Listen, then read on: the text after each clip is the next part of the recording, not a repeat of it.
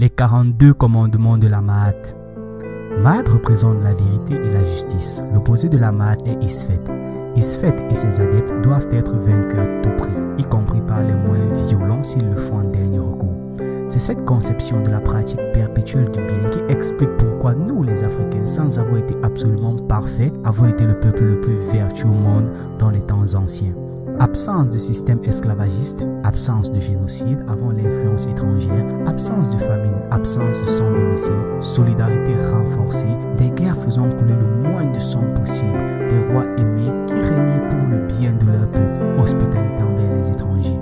Marie Diop Maïs dira de la société africaine ancienne qu'elle fut étonnamment humaine. Ceci dit, le contexte dans lequel nous vivons aujourd'hui nous demande d'abord de vaincre Isfet. La Ma'at se retrouve dans toute l'Afrique authentique sous plusieurs noms. D'après le savant camerounais Code Bissek, elle se dit Mbok en Bassa, Mbongi en Kikongo, Mbok en Wolof, Fukongolo en Madagascar, Mboka en Lingala, Bok en Abomey, Mvok en Ewondo, Fok en Fang, Woko en Banyarwanda, Wuki en Kop, Wogo en Chiluk, Woko en Pula, Mogo en Mosi, Dougou en Bambara, Douga en Somalie, Ogo en Dogong, Mpo en Akang, Mogo en Soninke, Ougang en Haïti.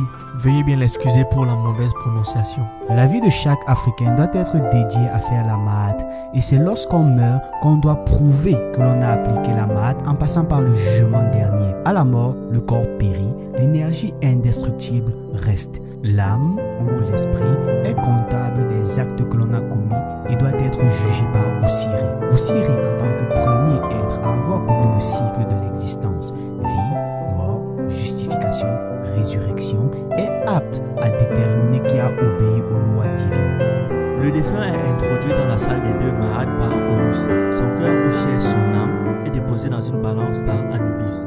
Le cœur doit être léger comme la plume de Ma'at et les 42 commandements doivent avoir été appliqués. Si l'issue du jugement dernier est positive, le défunt sera justifié par Osiré et son âme sera transmise à un nouveau-né. Les vivants entreront en contact avec Néter à travers son énergie éternelle. Il devient ainsi un ancêtre méritant. Dans le cas contraire, Amut, qui est une divinité crocodile léopard, dévorera le cœur qui servira de nourriture aux 42 dieux de la Ma'at. Face à Osiré et ses sœurs, le défunt doit prononcer ces paroles. Salut à toi, grand Seigneur, maître des deux Ma'at. Je te connais et je connais ton nom. Je connais le nom de ces 42 dieux qui vivent de la garde des péchés et s'abreuvent de leur sang. Le jour de l'évaluation des qualités devant Oununefer, celui des deux filles, le maître des deux Ma'at est ton nom. Voilà que je suis venu vers toi et que je t'ai apporté ce qui est équitable. J'ai chassé pour toi l'iniquité. Je n'ai pas commis l'iniquité contre les hommes. Je n'ai pas maltraité les gens. Je n'ai pas commis de péché dans la place de la vérité. Je n'ai pas cherché ce qui n'est pas à connaître. Ne me suis pas mêlé des affaires d'autrui. Je n'ai pas fait de mal. Je n'ai pas été corrompu et mon nom n'est pas parvenu aux fonctions d'un chef de travailleur. Je n'ai pas privé un artisan de ses biens. Je n'ai pas fait ce qui est abominable aux dieux. Je n'ai pas fait pleurer. Je n'ai pas tué. Je n'ai pas ordonné de tuer. Je n'ai fait de peine à personne.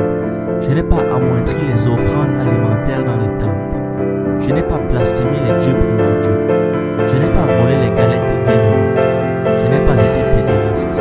Je n'ai pas forniqué. Je n'ai pas volé du blé. Je n'ai pas falsifié de compte. Je n'ai pas triché sur les terrains. Je n'ai pas ajouté du poids de la balance. Je n'ai pas faussé le pesant de la balance. Je n'ai pas ôté le lait de la bouche des petits-enfants.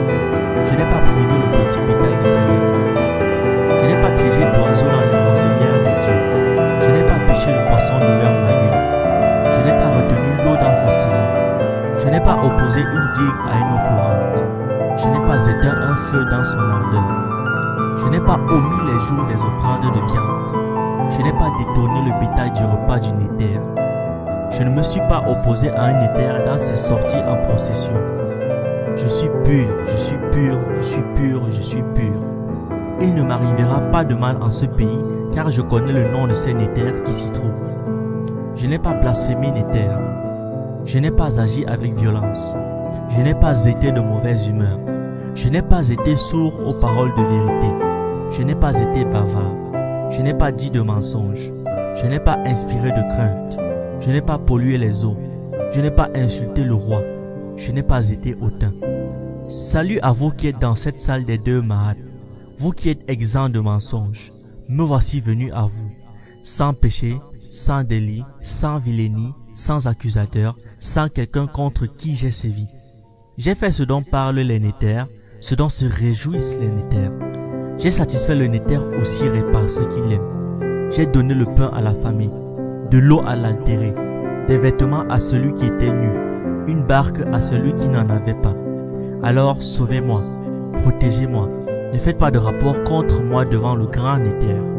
Je suis pur de bouche, pur de main.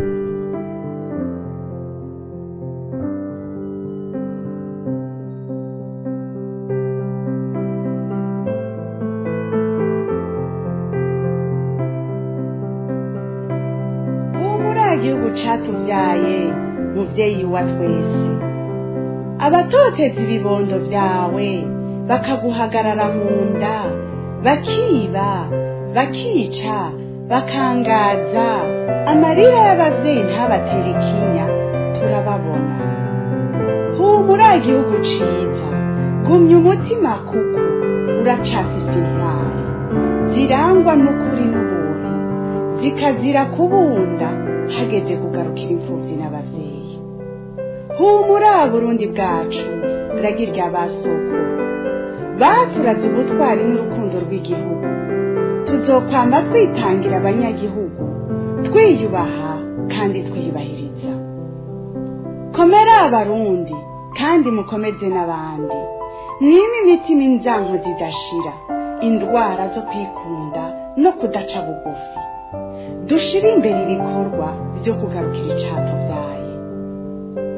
Komera Abarundi kwibanga riranga intwari, rikazira kwihora, rikagendera ineza ya bose n'igihugu cigenga, rikazira amacakubiri mu bonse rimwe. Hagarara rugabo Barundi, dukomeze urugamba rw'amahoro, dufate mu mugongo imfura zacu, ishaka ubutwari n'ubuntu biturange, maze tunyaruke bwankuba mu gutabara bene wacu, kuko nta mugabo w'ukuri abasinda bibazwa igihugu kiri mu menyo yiwe. Icese gisomwe na Inabeza. Inyuma yuko abasirikare b'igihugu bahembwa intica ntikize bakama barira kubera ubuzima bubi barimwo, hari akagwi k'abasirikare kagizwe n'ibisongerezi bishika 70 bakorera mu gisata kijejwe gutunganya imishahara y'abasirikare mu biro bikuru vya gisirikare, bamaze indwi irenga bafungiwe mu gasho ka polisi militaire. Bamwe muri bo bakaba bafatanwe amafaranga menshi cane ku makonte yabo bahembegwako, eka bikavugwa ko n'umukuru w'ibiro vya gisirikare generale Prime Niyongabo yoba abifisemwo uruhara. Abanyagihugu twashoboye kuyaga bakaba bavuga ko batagira ayo bacira n'ayo bamira kumva hari akagwi k'abasirikare biharira amamiliyoni y'amafaranga mu gihe abandi bariko baricwa n'inzara. Bakabona ko igihugu c'u Burundi ataho kiriko kirasha mu gihe hakiri intwaro ya CNDD-FDD. Kubwabo ngo vyoba vyiza iyo ntwaro iranduwe ikabavira. Vyinshi kuri mikro ya King Blaise Iranzi.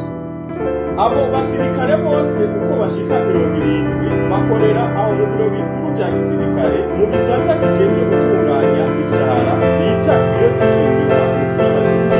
Abo basirikare rero baratwarwa gufungirwa ngaho muri ako gasho ka gisirikare polisi militaire, byagiye bigirwa ibanga kuko bagiye bafatwa kamwe kamwe gushika uno munsi. Nk'uko rero amakuru adushikira avyemeza, bakaba bafunzwe bagirizwa amanyanga y'amafaranga y'abarundi benshi cyane, aharugwa mu mamiliyoni aheruka kugaragara ko yatwanganye muri ivyo biro vya gisirikare.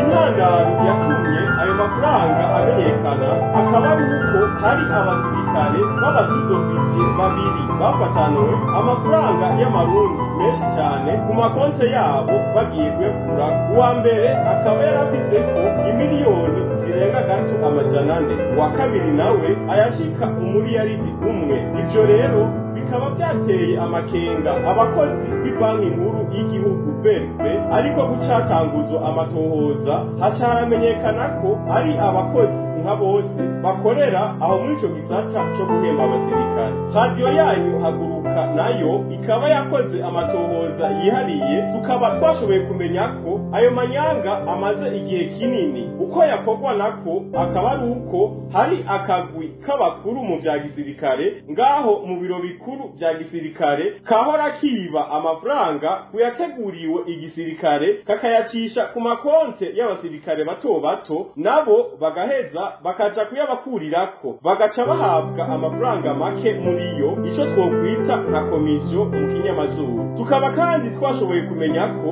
muri ayo manyanga harimo umukuru w'ibiro bikuru vya gisirikare General Prime Niyongabo, kuko nawe afise amafaranga ashika imiliyaridi 5 y'amayiha mwibanga ayakuye kuyaba ateguriwe igisirikare, ico bita budget militaire mu gifaransa. Ikindi twashoboye kumenya kandi muri ayo matohoza yacu akaba ari uko hari n'abasirikare 7 bari basanzwe bari mu gihugu ca Somalia na 3 bari mu gihugu ca Centrafrique buca batahukanwa mu gihugu c'u Burundi, kuko nabo nyene byamaze kugaragara ko basanzwe bafise uruhara muri ayo manyanga. Inyuma yo kumva ayo manyanga yose, abanyagihugu twayaze bavuga ko batagifise ayo baciye no bamira, kumva hari akazi k'abasirikare bihagira imiliyaridi y'amafaranga mu gihe bagenzi babo nabo bariko baricwa n'inzara mu miryango yabo mu guhembwa imica n'iki. Eka ngo birababaje ukuntu abasirikare b'igihugu batagira n'umwambaro canke ibirato vy'akazi, ariko amamiliyaridi y'amafaranga nk'ayo yabigenewe agaherera mu mifuko y'akagwi k'abantu. Abo banyagihugu bakaba babwiye Radio Haguruka ko igihugu c'u Burundi ataho kiriko kiraja mu gihe kikiri mu minwe y'intwaro ya CNDD-FDD, bakabona ko vyobaye vyiza iyo ntwaro iranduranwe n'imizi ikabaviraho. Radio Haguruka tukaba twagerageje kurondera akatari gake General Prime Niyongabo, umukuru w'ibiro bikuru vya gisirikare, kugira tumubaze ku bijanye n'ayo manyanga yose, ariko tukaba twamukenye kuri telefone yiwe ngendanwa. Ivyayo manyanga vyose akaba ari inkuru tuzogarukako.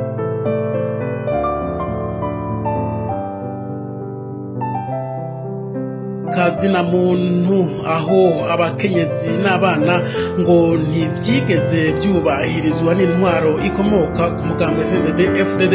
biri mu mwihwezo wa Fondation Bene Burundi, bagasaba leta y'u Burundi kwikubita gashi bagahagarika ububisha bakorera abarundi, maze abarundi nabo bakubahirizwa mu byabo. Inkuru ya Odas Kabura. Akarorero ka hafi kw'iryo nyangwa ry'agateka kazina muntu akabakenyezi n'agateka k'abana ni umukenyezi Krista Kaneza. Nyuma y'igandagurwa y'umunega wiwe yaciye atabwa mu mvuto atandukanywa n'ikibondo ciwe c'amezi 3 gusa y'amavuka. Imvo z'iryo shirwa mu ibohero y'uwo mukenyezi nk'uko vyasiguwe n'Inyamiramabi ngo ni amatohoza ku ruhare yoba yagize mu igandagurwa y'umunega wiwe, ivyamirirwa kure n'umuryango wiwe hamwe n'abishinze guharanira agateka kazina muntu. Bakavuga ko nyabona ko ari ukumucecekesha kubwo gutinya ko yohava ashira ahabona bamwe mu bihangange bakorana urudandazwa n'uwo nyakwigendera yari yubakanye na Krista Kaneza. Akandi karorero dusanga muri uwo mwihwezo wa Fondation Bene Burundi n'umuryango w'umwe mu mbonerakure zizwi mu bahawe imyimenyerezo ya gisirikare muri Kiriba Ondes mu gihugu ca Repubulika Iharanira Intwaro Rusangi ya Kongo, aho inyuma yo kuvugwa mu mabi menshi harimo n'igandagurwa ry'ababikira 3 b'abataliyanokazi biciwe mu Kamenge mu gisagara ca Bujumbura mu ntumbero kuzimanganya abo hava bagiriza bamwe mu bivyo bihangange batumye iyo mbonerakure gukora ayo mabi, hamwe intahe yo kwisubiza umutamana. Iyo mbonerakure yakuwe mu bana bayo atandukanywa n'umutambukanyi wiwe amusiga atacepfo na ruguru, n'ubu akaba atawuzi irengero ryiwe.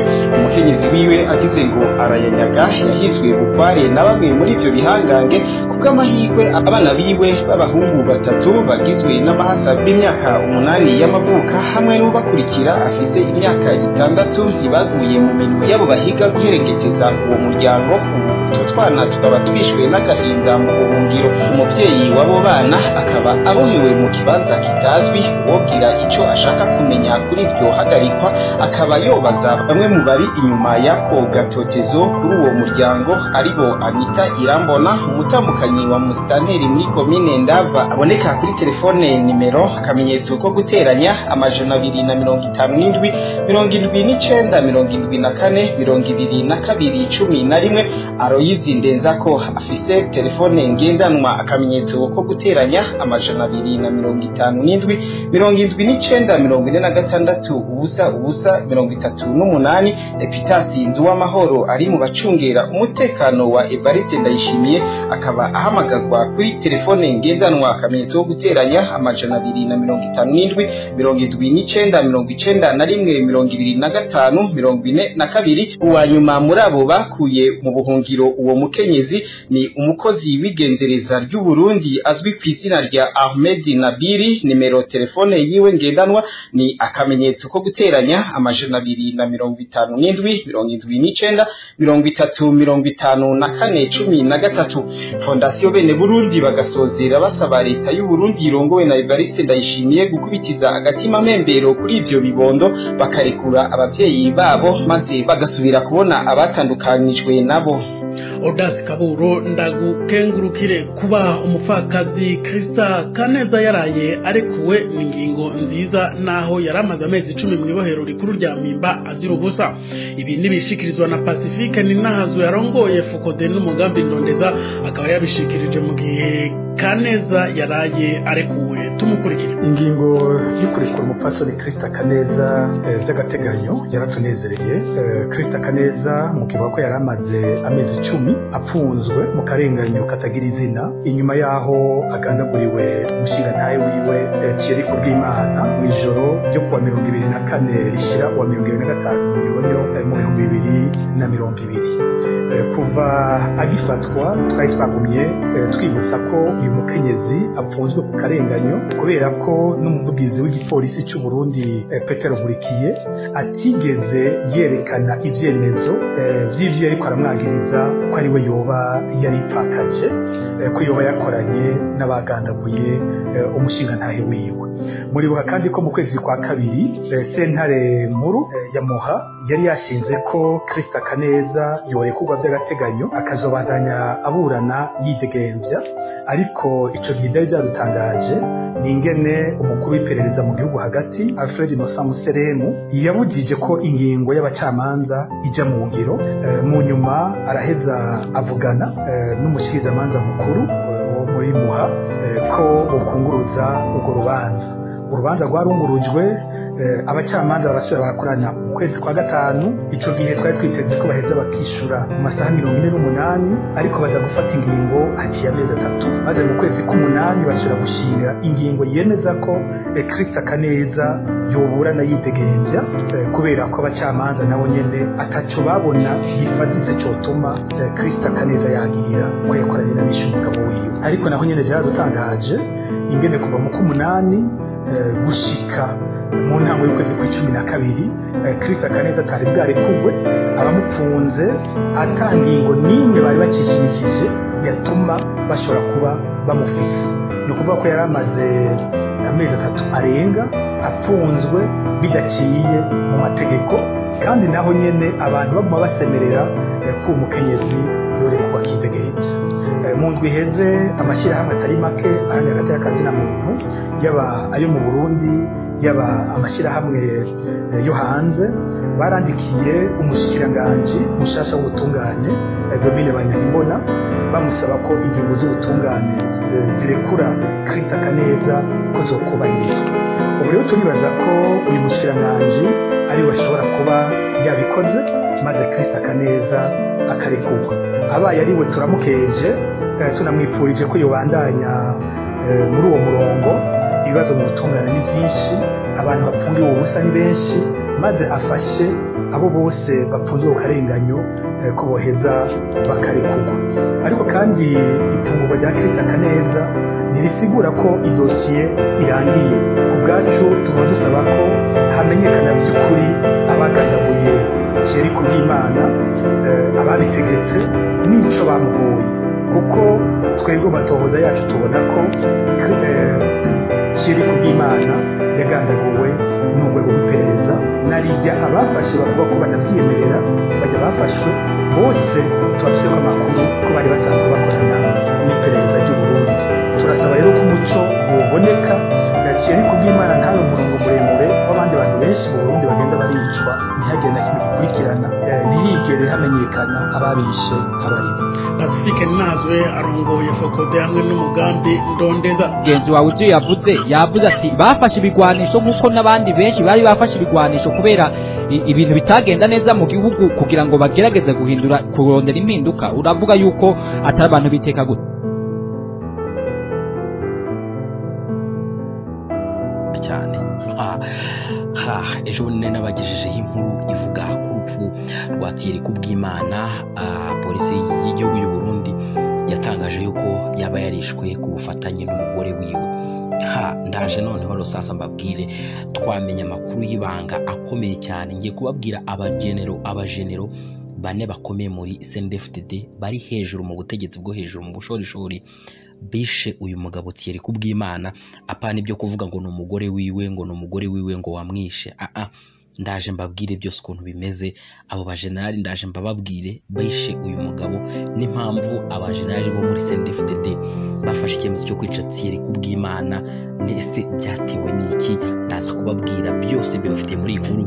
Ndababwira ukuntu bifite aho bihuriye n'amabuye y'agaciro n'ubucuruzi bw'amabuye y'agaciro butemewe bukorwa n'abo bajenerali bane. Nimujye kure, ndaje tubigane mu masegonda makeya.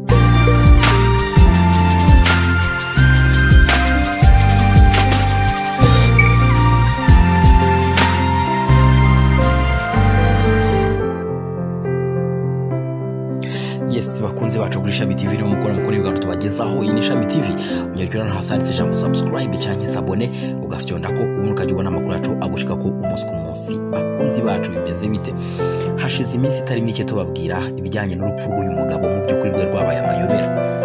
Abatari bake baravuga donc mwasobanuriwe kenshi ukuntu uyu mugabo Thierry Kubwimana yaba yarishwe, uburyo yishwemo butigeze mu by'ukuri busobanuka kuko birumvikana hari abantu bagera kuri batatu bikekwa ko baba baragize uruhare mu rupfu rwe. Mu by'ukuri koko abo bantu baramwishe, ariko twaje kumenya amakuru ko hari abantu batumye abo bantu kugira ngo baze kumwica. Noneho nk'uko mwabyumvise, nubwo Pierre Nkurikiye umuvugizi w'igipolisi cy'u Burundi atigeze abivugamo, bigaragara yuko ngo hari telefone yatawe ahantu donc mu rugo rwa Thierry Kubwimana ndetse na Krista Kaneza. Noneho bamaze kuyita baje kure basanga mu by'ukuri niyo umuntu wakoranaga n'urwego rw'iperereza mu gipolisi cy'u Burundi. Ariko noneho bikomeza kugirwa ibanga, abantu ntibabivuga, ndetse ariko noneho wabonaga ko harimo amayobera kuko bano bagabo bishe uyu mugore bigaragara ko batari bazi mu by'ukuri amateka y'uyu mugabo y'ibiki n'ibiki. Batari bazi urugo bari bajemo n'ibiki n'ibiki. Bigaragara ko bagiye babayobora umunota ku wundi. Rero ntabwo abantu bigeze basobanurwa, wagira ngo mwakomeje kugenda mubona abaharanira agateka kazina muntu bavuga bati mu by'ukuri hari amakuru mudukinze, hari ibintu mudashaka kutubwira, hari ibintu muri gushyira mu kinyegero, ntabwo mushaka kutubwira ukuri k'umuntu wishe Thierry Kubwimana. Ndetse nk'uko nabibabwiye, habanje polisi y'igihugu y'u Burundi yamaze nk'amezi agera nko muri 2 yaracecetse, yaranze gukora iperereza mu by'ukuri ku rupfu rwa Thierry Kubwimana. Nyuma yaho nibwo abantu bakomeje kotsa igitutu kuri polisi y'u Burundi, biza kurangira ivuze ko yataye muri yombi abantu batatu, abagabo babiri n'undi mugabo umwe uzwi ku izina rya bakunda kwita Alfred.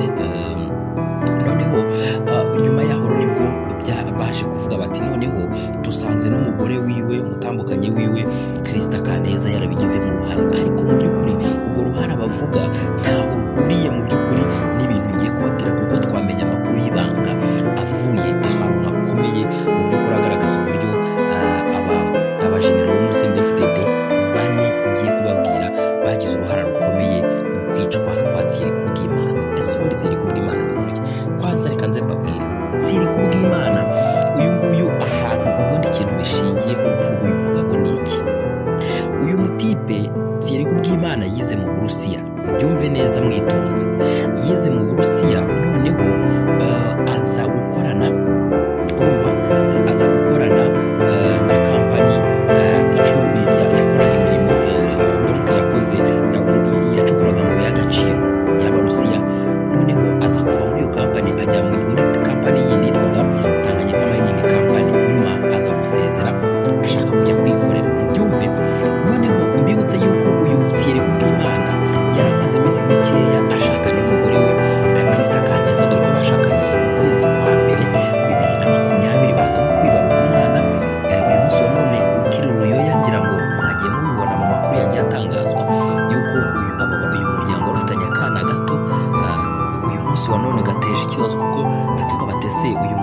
gafunzwe aka kana karabaho gute? Noneho mukomeze mukurikire.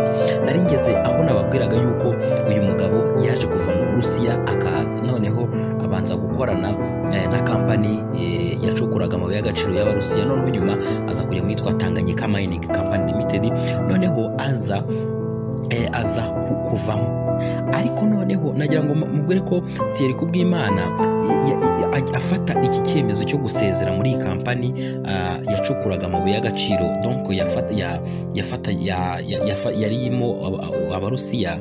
Mu by'ukuri ntabwo aba bajenerali bane ngiye kubabwira ntabwo babyishimiye. Icyo nakuba cyo nuko yishwe n'agatsiko k'abajenerali kubera ubucuruzi butemewe bw'amabuye y'agaciro yakorwaga n'aba bajenerali bane bafatanyije n'Uburusiya, donc ubucuruzi hagati y'abo bajenerali ndetse n'Uburusiya. Rero uyu mugabo Thierry Kubwimana yari afite amakuru menshi ahagije y'ubu bucuruzi, dore yuko ari ubucuruzi, donc ayo mabuye y'agaciro yacukurwaga n'inyeshyamba, izo nyeshyamba zikayazana, noneho bihagarariwe n'abajenerali bane. Noneho uyu mugabo rero Thierry Kubwimana yakoragamo ayo mabuye akajyanwa mu Burusiya. Ubwo rero Kubwimana amaze gusezera muri iyi kampani, baje gutekereza ikintu bakora, akavuga ati se uyu mutipe kazi amabanga yose, kazi ibintu byose, kari twe tubikora, mu by'ukuri bizagenda bite? Urumva ibintu rero byose birangira burya bigiye ahagaragara. Thierry Kubwimana yaje gusenya, nabyita nko gusenya, ko yaje kuva muri ako gatsiko, noneho biza kubabaza abajenerali bakora ubu bucuruzi, kubera gusa rero ko yari azi byose imigambi yabo mu bijyanye n'amabuye y'agaciro. Mu by'ukuri yaje kuvamo avuyemo birabarakaza. Abo ngabo harimo Marshal Arengiyome Bunyoni, uyu nguyu ni minisitiri wa mbere, prime minister, premier ministre, noneho akaba afatanya n'abandi ba ofisiye bakuru. Harimo uyu witwa Gervais Ndirakobuca uzwi ku izina rya Ndakugarika, uyu nguyu ni umushikiranganje w'umutekano n'intwaro yo hagati. Haza kandi witwa Ildefonse Habarurema uzwi ku izina rya Kikong, muramuzi cyane.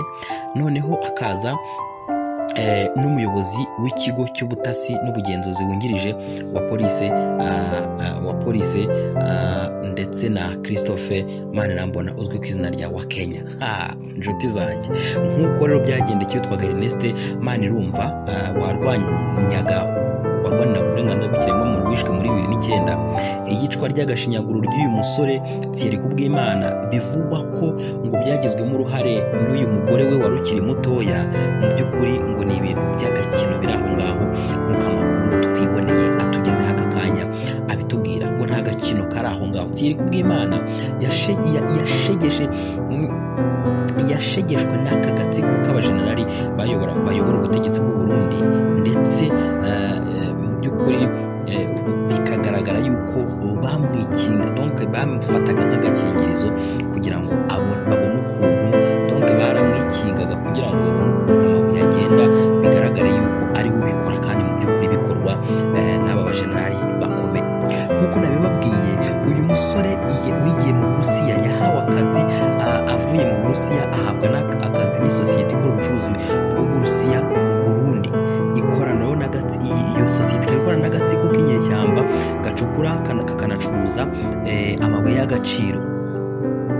Amakuru atugeraho aravuga yuko mu by'ukuri, donc ni amakuru agera ku kinyamakuru cyandikirwa mu Burundi cyitwa Burundi Daily, aravuga yuko uyu Arengiyome Bunyoni, minisitiri w'intebe, yaragerageje guhamagara, donc yashyize imbaraga ze zose n'ubushobozi bwe bwose mu kugira ngo Thierry Kubwimana areke gusezera muri sosiyete, ariko bibi by'ubusa. Biravugwa yuko yamuhamagaye kuri telefone kugira ngo amusabe kuguma muri iyo groupe, ariko Thierry Kubwimana yanga guhindura icyo gitekerezo. Nibwo rero ngo aka gatsiko kaje kwicara gafata icyemezo cyo kuvuga ngo byanze bikunze uyu musore, uyu mugabo tugomba kumukuraho. Iki kinyamakuru Burundi Daily nicyo kivuga kiti barice kugira ngo ya mashini ijya yica abantu muri CNDD-FDD yongere mu by'ukuri yongere yice uyu muntu, yice na Kubwimana mu by'ukuri, kuko yashoboraga kuzamena amabanga y'ibirombe n'icuruzwa ry'intwaro bikorwa n'abajenerali bakuru muri CNDD-FDD, kandi ibi bikabikorwa wenda Evariste Ndayishimiye perezida w'u Burundi abizi cyangwa se atabizi. Mu by'ukuri rero ngo byaje ko rero umuryango we wa Thierry Kubwimana waje kugerageza kuvuga waje kugerageza gushaka amakuru ndetse baza gushyiraho amafaranga menshi ku muntu ushobora kuzashyira ukuri ahagaragara mu by'ukuri kuri ibi bintu, ariko mu by'ukuri biza kuba iby'ubusa. Rero nuko nguko byaje kugenda mu by'ukuri nk'uko mubyumvise amakuru twiboneye ku kinyamakuru burundidaily.net, muraza namwe kujyaho musome mwirebere. Biragaragaza yuko mu by'ukuri ubu bwicanyi bwakozwe n'abajenerali bakomeye bo muri CNDD-FDD rero byaje gutuma baje gufata icyemezo cyo guha amafaranga abagabo bagera kuri 4 ngo baze bice uyu mugabo kugira ngo atazamena amabanga. Rero byarangiye koko babikoze niko rero mu by'ukuri barabyiyemerera, ariko kubera yuko baragiye bafungwa iminsi mikeya, noneho ngo itegeko riza kuva hejuru mu by'ukuri mu bajenerali bajenerali bakomeye baravuga ngo turavuze ngo abantu ni bafungure, bahita babafungura. Rero ejo bundi nibwo umuryango we waje kotsa igitutu mu by'ukuri kugira ngo mu by'ukuri bise nibigaragara bagaragaze mu by'ukuri aho umuntu waba warishyuye umugabo uko byaba byaragenze. Rero nibwo bakomeje kotsa igitutu kuri leta y'u Burundi, nibwo igipolisi kivugirwa na Pierre Nkurikiye cyaje kuza gukora iperereza, ariko iryo perereza bikagaragara yuko mu by'ukuri ritigeze mu by'ukuri rigaragaza ukuri. Rero baza gufata uyu mugore we bavuga yuko ngo ari we wagize uruhare rukomeye mu kwica umugabo we, ariko mu by'ukuri amakuru atugeraho yizewe nuko ibingibi mu by'ukuri gupfa k'uyu mugabo bishingiye ku bucuruzi butemewe bw'amabuye y'agaciro ndetse n'intwaro bikorwa na Alengio Mibunyoni, bikorwa na Gervais Ndirakobuca alias Ndakugarika, bukorwa na n'uyu Habarurema bakunda kwita Kikongo ndetse na Christophe Manirambona bakunda kwita wa Kenya. Aba ni abantu bakomeye cyane muri CNDD-FDD ku buryo bigora cyane, byagora Evariste Ndayishimiye kugira ngo agire icyo yabakoraho, usibye ko yabiyunga, ariko biragoye yuko aba bajenerali uyu muntu Evariste Ndayishimiye ashobora kugira ikintu abakoraho. So rero urupfu mu by'ukuri rw'uyu mugabo nk'uko ikinyamakuru Burundi Daily kibivuga, mu by'ukuri biragaragara yuko rwaba rwaratewe n'aba bajenerali 4 bitewe nuko uyu mutipe bakoranaga yashatse kuvamo, hanyuma yashatse kuvamo rero bamumerera nabi cyane, bavuga bati azamena amabanga, azavuga byose uko bimeze, kubera ko yari abizi neza komanda aho yaturukaga izo nyeshyamba zabaga zagiye gucukura amabuye y'agaciro zikayazana, uburyo yanyuraga mu Burundi, uburyo yageraga mu Burusiya, byose ni ibintu mu by'ukuri byose ni ibintu mu by'ukuri ubona